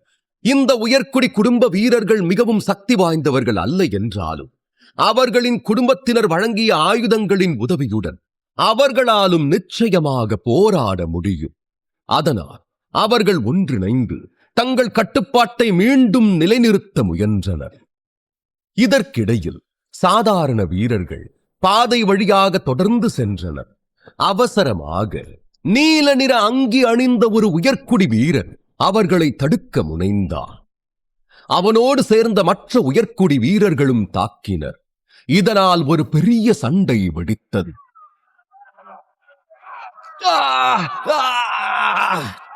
அப்போது ஒரு சாதாரண வீரனிடமிருந்து ஒரு அலறல் கேட்டது. அவன் 3 உயர்குடி வீரர்களால் தாக்கப்பட்டான். இதனால் அவனது உடல் மோசமாக காயமடைந்து ஒளியின் துகள்களாக மாறியது. பச்சை ஒளி கொண்டிருந்த மிகவும் சக்தி வாய்ந்த வாளால் அவன் தாக்கப்பட்டிருந்தான். வீரர்கள் அனைவரும் ஒரு மாயையில் இருந்ததால் அவர்கள் இறக்கவில்லை என்றாலும் அவர்கள் காயமடைந்த போது அனுபவித்த வலி உண்மையானது. சிறிது நேரத்திற்குள் அந்த வீரனின் உடல் ஒளியாக மாறி முற்றிலும் மறைந்து போனது. இந்த நேரத்தில் உயர்குடி வீரர்களும் பாதிக்கப்படாமல் இல்லை. ஒருவன் ஒரு சாதாரண வீரனை தள்ள முயன்றான். ஆனால் அந்த சாதாரண வீரன் அவனை விட சக்தி வாய்ந்தவன் என்பதால் அதிகம் பாதிக்கப்படவில்லை. அதற்கு பதிலாக ஒரு விசித்திரமான கத்தி உயர்குடி வீரனின் உடலில் புகுந்தது. அவன் வலியால் அலறி தரையில் விழுந்து நெளிந்து இறந்தான். சில நிமிடங்களில் அவனது உடலும் தங்க ஒளியால் சூழப்பட்டு மறைந்து போனது. வீரா புத்திசாலித்தனமாக முன்னேறிக் கொண்டிருந்தான். உயர்குடி குடும்பத்தை சேர்ந்த பல வீரர்கள் அவனை தடுக்க முயன்றனர். ஆனால் அவன் அவர்களின் தாக்குதல்களை தவிர்த்து முன்னேறிச் சென்றான். மேலும் செல்ல செல்ல பல தடைகளை எதிர்கொண்டான். வீரா அவர்கள் அனைவரிடமிருந்தும் தப்பித்து அந்த பகுதியை கடந்தான். அப்போது அதியனும் அந்த பகுதியை கடக்க முயற்சிப்பதை கண்டான். அவனை இங்கே பார்த்ததும் வீரா மிகவும் ஆச்சரியப்பட்டான். அதியனின் வலிமையை வீரா அறிவான். முதல் பகுதியில தானே அதியன் பாதுகாப்பா இருப்பான். 2ஆம் பகுதியே அவனுக்கு ஆபத்தாச்சே. அப்படி இருக்கும்போது அவன் அங்கே என்ன செய்யறான் என்று நினைத்தான். இதற்கிடையில் அதியன் பாதையை கடக்க முயல்வதைக் கண்ட உயர்குடி வீரர்கள் அவனை தாக்க கூடினர். அவனை நிறுத்துங்க என்று ஒரு வீரன் கத்தினான். அடுத்த கணம் அதியன் உயர்குடி வீரர்களால் சூழப்பட்டான்.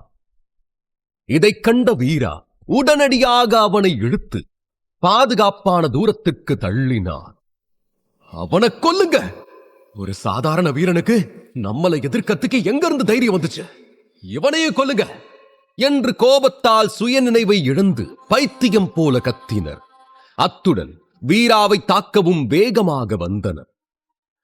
அவர்களில் பலர் மணிப்பூரா சக்கரத்திலும் மீதமுள்ளவர்கள் அநாகத சக்கரத்திலும் இருந்தனர். ஒவ்வொரு வீரனிடமும் ஒரு நடுத்தர நிலை மரண ஆயுதம் இருந்தது. தன்னை நோக்கி வரும் உயர்குடி வீரர்களை பார்த்த வீரா அமைதியாகவே இருந்தான். பதட்டம் அடைவது சிக்கலை தீர்க்காது, உருவாக்கும் என்பதை அறிந்தவன் நிதானமாக அந்த கூட்டத்தை ஆராய்ந்தான். அவன் கண்கள் நீல நிற உடையில் இருந்த வீரனின் மீது விழுந்தது. எல்லோரும் அந்த வீரனை பின்தொடர்வதை வீரா கவனித்தவன். அப்படின்னா இவன்தான் இந்த முட்டாள்களோட தலைவன் என்று தனக்குள் சொல்லிக் கொண்டான். முதலில் அவனை வீழ்த்தினான். மற்றவர்களை சமாளிப்பது எளிதாக இருக்கும் என்று முடிவெடுத்தான். பின் சட்டென கூட்டத்திலிருந்து விலகிச் செல்ல ஆரம்பித்தான். உடனே உயர்குடி வீரர்கள் அனைவரும் அவனை துரத்தத் தொடங்கினர்.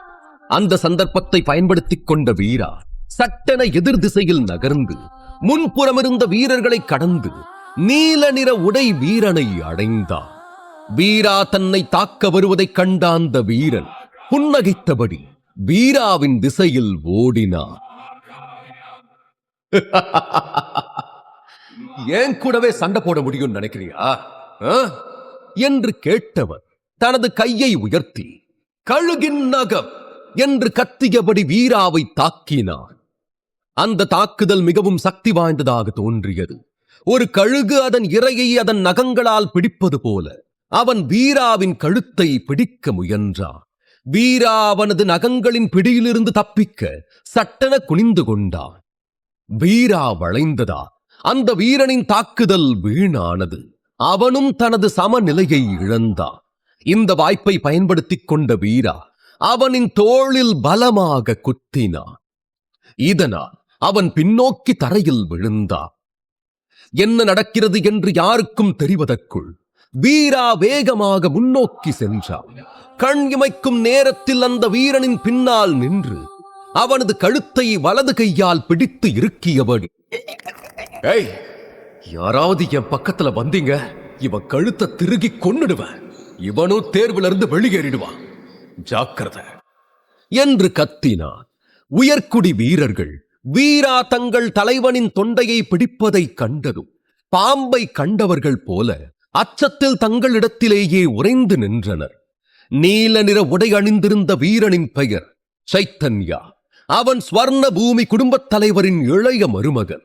மிகவும் புத்திசாலி. பாதையில் இப்படி ஒரு தடுப்பை ஏற்படுத்தி வசூல் செய்யும் யோசனையே அவனுடையதுதான். வீரா யூகித்ததைப் போல அவனே இந்த வீரர்கள் குழுவில் மிக முக்கியமான நபர். ஆனால் இந்த நேரத்தில் சைத்தன்யா வீராவின் வசம் இருந்தான்.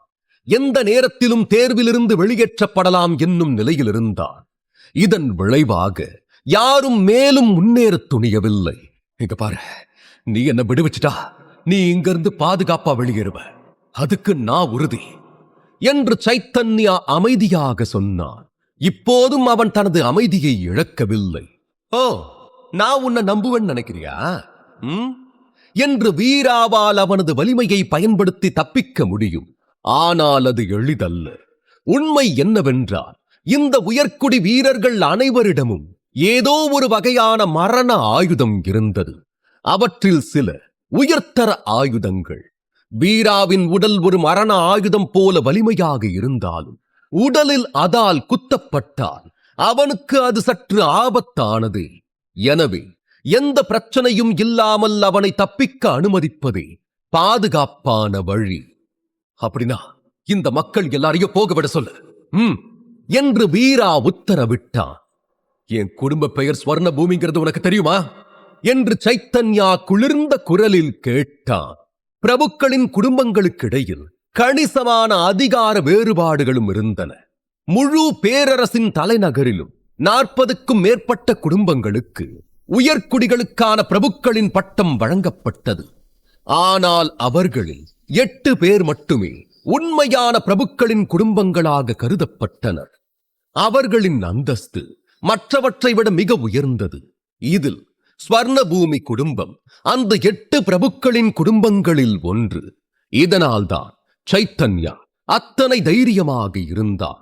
அவன் தனது அடையாளத்தை வெளிப்படுத்தினார். 1000 வீரர்களால் சூழப்பட்டிருந்தாலும் யாரும் அவனை தொடத் துணிய மாட்டார்கள் என்று அவன் நம்பினார். ஆனால் துரதிருஷ்டவசமாக இந்த முறை அவன் எதிர்கொண்டது வீரசிம்மனை. உண்மையை சொன்னால் ஸ்வர்ண பூமி என்ற பெயரை கேட்டதும் வீராவுக்கு கொஞ்சம் பொறாமை வந்தது. 8 உயர்குடி குடும்பங்கள் என்பது யவன சாம்ராஜ்யத்தினை நிறுவுவதில் பேரரசருக்கு பெரிதும் உதவிய ஒரு பெரிய அமைப்பு. இந்த 8 பிரபுக்களின் வரலாறு யவன சாம்ராஜ்யத்தின் வரலாற்றைப் போலவே பழமையானது என்று கூறலாம். வீரா ஒரு சிறிய தேசத்தில் அரச வாரிசாக பிறந்தாலும் இந்த பிரபுக்களின் குடும்பங்கள் அவனுக்குமே மிக பெரியவைதான். இதில் குறிப்பிட்ட இந்த 8 பிரபுக்களின் குடும்பங்களை பற்றி சொல்லவே வேண்டாம். ஸ்வர்ணபூமி குடும்பம் ஒரு பெரிய குடும்பங்கிறது உண்மைதான். ஆனா நான் எப்படியாவது ரத்த பரீட்சையில தேர்ச்சி பெறணும். அதனால எல்லாரையும் அமைதியா வெளியேற சொல்ல, இல்லனா இதுக்கு மேல நிச்சயமா நீ வெளியேறிடுவ என்ற வீரா அவன் கழுத்தில் தனது பிடியை இறுக்கினான். சைத்தன்யாவின் முகம் கோபத்தால் சிவந்தது. இவனுக்கு என் அந்தஸ்து என்னன்னு தெரியாது போல இருக்க. ஸ்வர்ண பூமி குடும்பத்தை கோபப்படுத்தினா விளைவுகள் எப்படி இருக்கும்னு இவனுக்கு புரியல என்று முணங்கிய சைத்தன்யா மிகவும் அவமானமாக உணர்ந்தான். இப்படி ஒரு நிலையில் அவன் இதுவரை இருந்ததே இல்லை. நான் இருக்கிறது மாயை நிலை. இப்ப அந்த வீரா என்ன தாக்குனா கூட நான் இந்த பரீட்சையில இருந்து மட்டும்தான் வெளியேறுவேன். அடுத்த முறை திரும்ப நான் பங்கேற்க முடியும். ஆனா இதுக்கு மேல என்னால இப்படியே உட்கார்ந்திருக்க முடியாது என்று எண்ணியவன் வீராவின் கையை கழுத்திலிருந்து அகற்ற போராடத் தொடங்கினான். ஆனால் வீரா அவனை விட மிகவும் சக்தி வாய்ந்தவனாக இருந்தான். சைத்தன்யா இப்படி எதிர்க்க ஆரம்பித்ததும் வீரா இரக்கமின்றி சட்டென அவனது கழுத்தை முறுக்கினான். எலும்புகள் உடையும் சத்தம் கேட்டது. சைத்தன்யா இறப்பதற்கு முன் வீரா அவனது உடலை எடுத்து உயர்குடி வீரர்கள் குழுவை நோக்கி வீசினான். வீரா இவ்வளவு தீவிரமாக இருப்பான் என்று உயர்குடி வீரர்கள் நினைக்கவில்லை. சைத்தன்யாவின் உடல் அவர்கள் அனைவருடனும் மோதி பின்னர் தரையில் விழுந்தது. அடுத்த நொடி தங்க ஒளியில் மறைந்தது. அவர்கள் எதிர்வினையாற்ற எண்ணுவதற்குள்ளேயே சைத்தன்யா இந்த சோதனையிலிருந்து வெளியேற்றப்பட்டார். இதை பார்த்த உயர்குடி வீரர்களுக்கு தலை சுற்றியது. சிந்திக்கும் ஆற்றலையே இழந்து விட்டிருந்தனர். அந்த சந்தர்ப்பத்தை பயன்படுத்தி வீரா அவர்கள் இருந்த இடத்தை விட்டு தப்பித்து மலையின் 3வது பகுதிக்கு சென்றார். அதன் பின்தான் உயர்குடி வீரர்கள் எதிர்வினையாற்றினர். அவனை துரத்தி தங்கள் கொடிய ஆயுதங்களால் அவனை தாக்கினர். மறுபுறம் இரத்த மலைக்கு வெளியே இந்த காட்சியை பார்த்துக் கொண்டிருந்த பார்வையாளர்களின் ரத்தம் கொதிக்கத் தொடங்கியது. சிலர் உற்சாகமாக கூச்சலிட்டனர், சிலர் பீதி அடைந்தனர். போட்டி இப்பதான் சூடு பிடிக்குது. தேவையில்லாம ஸ்வர்ணபூமி குடும்பத்தோட மோதி இப்ப அவர் ரொம்ப பெரிய சிக்கல்ல சிக்கிக்கிட்டான். அட, ஸ்வர்ணபூமி குடும்பத்துக்கு இதெல்லாம் தேவைதான்பா என்று ஒவ்வொருவரும் ஆர்ப்பரிக்கத் தொடங்கினர். அடுத்து என்ன நடக்கும்? வீராவின் நடவடிக்கை அவனுக்கு என்ன புதிய பிரச்சனைகளை கொண்டு வரும்? ஸ்வர்ணபூமி குடும்ப உறுப்பினர்களால் வீராவை தடுக்க முடியுமா? தெரிந்து கொள்ள தொடர்ந்து கேளுங்கள். உயர்குடி வீரர்கள் ஏற்படுத்திய தடுப்பை அந்த உயரமான வீரன் கடந்து செல்லும் வரை எந்த ஆசிரியரும் வீராவை கவனிக்கவில்லை.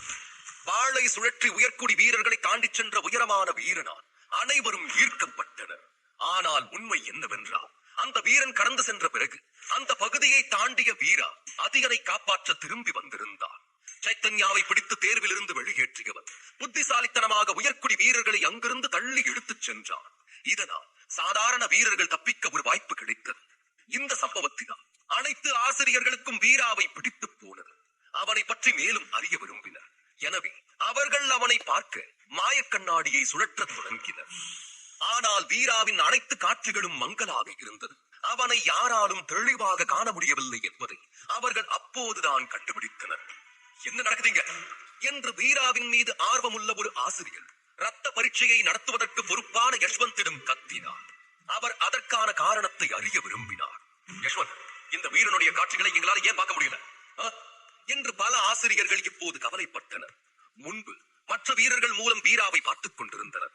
ஆனால் இப்போது வீராவை சுற்றி எந்த வீரரும் இல்லாததால் அவர்களால் அவனை பார்க்க முடியவில்லை. யஷ்வந்துக்கும் ஒன்றும் புரியவில்லை. அவனும் மன அழுத்தத்தில் இருந்தான். ரத்த பரீட்சைக்கு முன்பே வீரர்களின் சான்றிதழ் மற்றும் ரத்த மலையின் மாயை, மாயக்கண்ணாடி எல்லாமே சோதனையின் போது எந்த பிரச்சனையும் இருக்கக்கூடாது என்பதற்காக ஒரு முறை சரிபார்க்கப்பட்டது. இதுக்கு முன்னாடி இப்படி எந்த பிரச்சனையும் வந்ததே இல்லை. இப்போ திடீர்னு என்ன தவறு நடந்துச்சு என்று ஒரு ஆசிரியர் எரிச்சலுடன் கேட்டார். இந்த பையனோட காட்சி மட்டும்தான் மாயக்கண்ணாடியில தெளிவா இல்ல. அப்படின்னா இந்த பையனோட சான்றிதழ் இருக்கிற மந்திர கண்ணுதான் ஏதோ பிரச்சனை இருக்கணும். ஒரு என்று தனக்குள் யோசித்த யஷ்வந்துக்கு அவன் ரத்த பரீட்சைக்கு செல்வதற்கு முன் துணைத் தலைவர் சிவாங்கி அவனது சான்றிதழை சரிபார்த்தது திடீரென நினைவுக்கு வந்தது. அப்படின்னா துணைத் தலைவர் சிவாங்கி தான் இவனுடைய சான்றிதழை சிதைச்சிருக்கணும் என்று எண்ணிய யஷ்வந்த் இதை வெளிப்படுத்த வாயை திறந்த போது அவனது முதுகுத்தண்டில் ஒரு பயங்கரமான குளிர் ஓடியது. அவன் உறைந்து போனான். தன் கழுத்தை திருப்பி துணைத் தலைவர் சிவாங்கியை பார்க்க அவளுமே அவனைத்தான் பார்த்துக் கொண்டிருந்தாள். யஷ்வந்த் வார்த்தைகளை விழுங்கினான். எதுவும் சொல்ல துணியவில்லை. இந்த நேரத்தில் துணை முதல்வர் சிவாங்கியின் முகபாவனை மிகவும் குளிர்ச்சியாக இருந்தது. வீராவின் சான்றிதழை வைத்து அவள் என்ன செய்தாள் என்று யஷ்வந்த் யாரிடமாவது சொல்வானோ என்று அவள் கவலைப்படவில்லை. அதே நேரம் வீரா தனது தேர்வை பற்றி கவலைப்படாமல் ஒருவரை காப்பாற்ற திரும்பி வந்ததை அவளால் நம்ப முடியவில்லை. இதில் அவள் மிகவும் கோபமாக இருந்தாள். உண்மை என்னவென்றால் இப்போது எல்லா ஆசிரியர்களுமே வீராவின் அற்புதமான செயல்திறனை கண்டுகொண்டார்கள். இனி அவர்கள் அனைவரும் வீராவுக்காக கடுமையாக போட்டியிடுவார்கள் என்பது சிவாங்கிக்கு தெரியும். மாயக்கண்ணாடியில் வீராவின் அற்புதமான திறமையை பார்த்த சிவாங்கி ஏமாற்றத்தில் தலையை ஆட்டினாள். அவள் ரகசியமாக வீராவை தனது அணியில் சேர்க்க விரும்பினாள். ஆனால் அவனது குறிப்பிடத்தக்க செயல் அனைத்து முயற்சிகளையும் கெடுத்துவிட்டது. துணை முதல்வர் சிவாங்கி பற்களை கடித்துக் கொண்டு, இவனால என் திட்டமே கெட்டுடுச்சு. நீ முதல்ல பொறுக்கதிர் குழுவுக்கு வா, நான் உனக்கு ஒரு நல்ல பாடம் கத்து தரேன் என்று சீறினாள். அதே நேரம் ரத்தமலையின் மாயைக்குள் உயர்குடி வீரர்கள் தன்னை துரத்துகிறார்கள் என்பதை வீரா அறிந்திருந்தான். அதனால் அவன் வேகமாக நகர்ந்து கொண்டிருந்தான். சிறிது தூரம் நடந்து சென்ற போது வண்ணமயமான விளக்குகளால் ஆன ஒரு கதவை கண்டான். அதை பார்த்த வீரா, ஒருவேளை இது 3வது பகுதிக்கான நுழைவு வாயிலா இருக்குமோ என்று நினைத்தான். அவனது யூகம் சரியாக இருந்தது. நேரத்தை வீணாக்காமல் அவன் கதவுக்குள் குதித்தான். வீரா கதவை தொட்டவுடன் அது உடனடியாக மறைந்து விட்டது. ஒளியின் கதவின் வழியாக செல்வது வேறு ஒரு உலகத்துக்குள் நுழைவது போல இருந்தது. இப்போது அவனுக்கு முன்னால் இருந்த காட்சி மற்ற பகுதியை விட முற்றிலும் மாறுபட்டிருந்தது. இந்த பசுமையான மரங்களுக்கு பதிலாக வெற்று மலைகள் மற்றும் கூர்மையான பாறைகளாலான காடுகள் இருந்தன. மலைச்சரிவுகளில் குறைந்தது 10 அடி ஆழ குகைகள் இருந்தன. மேலும் அந்த குகைகளின் வாயிலிருந்து தீங்கு விளைவிக்கும் கருப்பு புகை வெளியேறிக் கொண்டிருந்தது. வீராவுக்கு முன் சோதனை சாவடியை கடந்த வீரர்கள் யாரும் இந்த நேரத்தில் எங்கும் காணப்படவில்லை. இதை பார்த்த வீரா, அதியன் எங்க போனா என்று தனக்குள் கேட்டுக் கொண்டார். மேலும் உயர்குடி குடும்பங்களின் வீரர்கள் தன்னை தேடி இங்கும் வரக்கூடும் என்று வீரா அஞ்சினான்.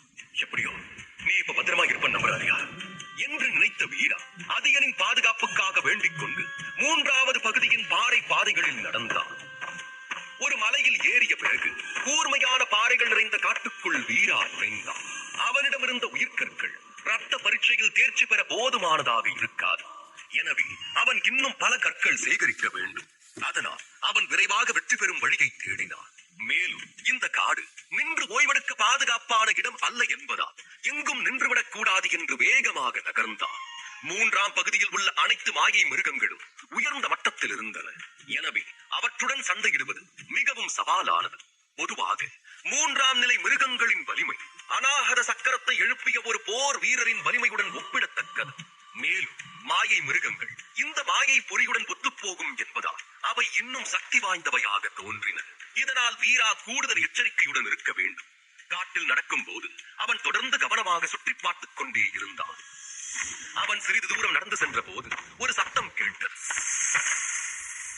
ஒரு பாம்பின் சீரும் சத்தம்.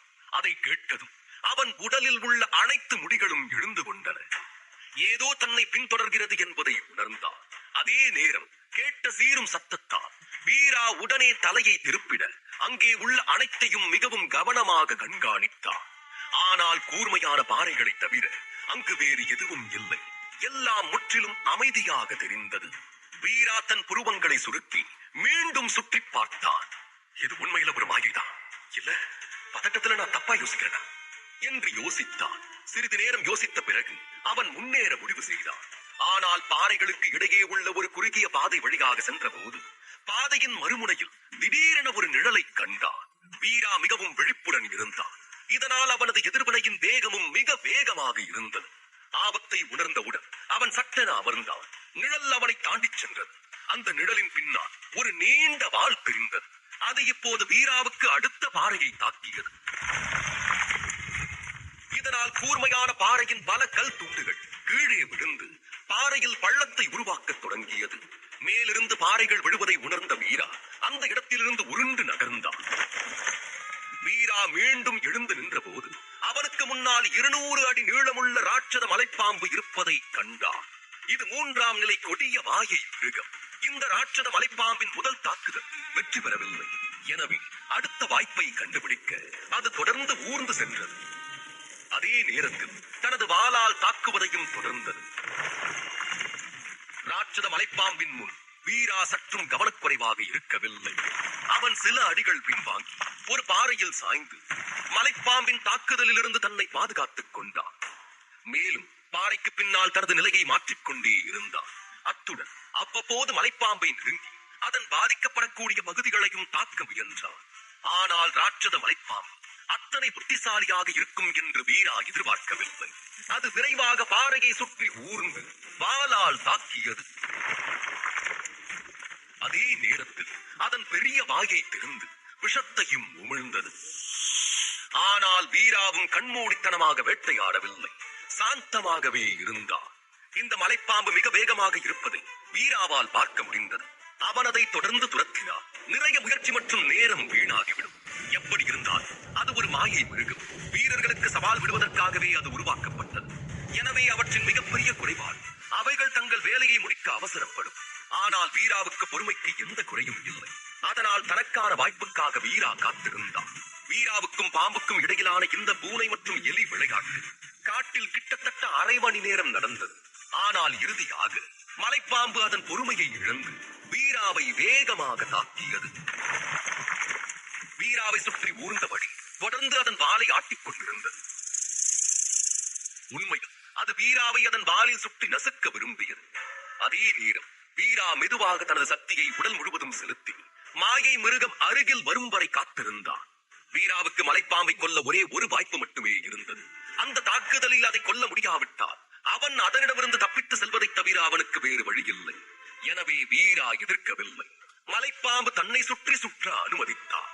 வீரா பட்டத்து இளவரசனாக இருந்த போதே பாம்புகளை பற்றி நிறைய படித்திருந்தான். அவற்றை பற்றி அவனுக்கு நன்கு தெரியும். எனவே அதற்கேற்ப தனது திட்டத்தை தயாரித்தார். மலைப்பாம்பு வீராவை அவன் மறைந்திருந்த கல்லையும் வாளால் சுற்றி மெதுவாக அதன் பிடியை இறுக்கியது. அதன் அழுத்தத்தால் பாறை உடைந்தது. ஆனாலும் இன்னும் வீரா எதுவும் செய்யவில்லை. அவன் அதன் பிடியிலேயே ஒரு ஆழமான மூச்சை எடுத்தான். பின் தனது முழு உடலின் பலத்தையும் தனது கைகளில் குவித்து அமைதியாக காத்திருந்தான்.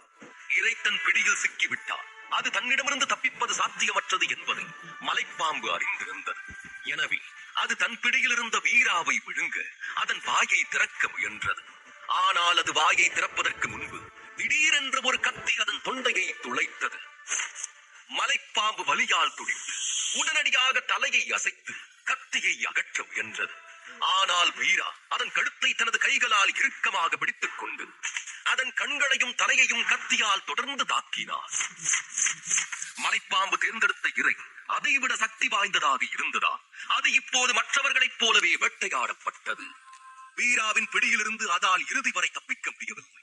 முடிவில் அதிக போராட்டத்திற்கு பிறகு மலைப்பாம்பின் உடல் துண்டுகளாக கிழிக்கப்பட்டது. துண்டுகள் தரையில் நெழுந்து சிறிய ஒளித்துகள்களாக மாறி இறுதியில் மறைந்து போயின. ஒரு வழியாக வீரா கொடிய மலைப்பாம்பை கொன்றார். சிறிய கல் விழும் சத்தம் கேட்டது. பாம்பு ஒளித்துகளாக மறைந்து போகும் போது ஒரு சத்தம் கேட்டது. இந்த சத்தத்தை தொடர்ந்து நீல நிற உயிர்க்கல் ஒன்று பாறையில் விழுந்தது. அது தரையில் மோதி சில அடிகள் தூரம் சென்றது. இந்த கடுமையான போரில் உயிர் பிழைத்திருந்ததா அந்த உயிர்க்கல்லை கண்டதும் வீராவுக்கு நிம்மதியாக இருந்தது.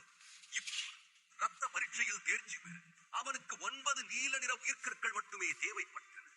மாயை பொறியின் இந்த 3வது பகுதி வேட்டையாடுவதற்கு சிறந்த இடம் என்பது அவனுக்கு புரிந்தது. நீல உயிர்க்கல்லை எடுத்த வீரா அதை தனது கையால் துடைத்து இதுவரை சேகரித்த மற்ற உயிர்க்கற்களுடன் சேர்த்துக் கொண்டான். பின்னர் தனது வலது பக்கம் பார்த்து மேலும் உயிர்க்கற்களை பெற விரைந்தான். ஒருவேளை நான் 4வது பகுதிக்கு போயிட்டா நான் 3 விலங்குகளை மட்டுமே கொல்ல வேண்டியிருக்கோம்ல என்ற யோசனை செய்த வீரா மிகவும் உற்சாகமாக இருந்தான். ஆனால் 4வது பகுதியில் உள்ள விலங்குகள் அர்த்த மகாவீரன் போல சக்தி வாய்ந்தவை. எனவே அவற்றை கொல்வது இன்னும் கடினமாக இருக்கும். அதை யோசித்தபடி நடந்த வீரா மாயை விலங்குகள் மட்டுமே தனது எதிரி என்று நினைத்துக் கொண்டிருந்தான். ஆனால் அவன் அறியாத ஒரு விஷயம், அவனுக்கு பாடம் கற்பிக்க என்று செம்பாவை குடும்ப வாரிசு வேலனும் காத்திருப்பதுதான். அடுத்து என்ன நடக்கும்?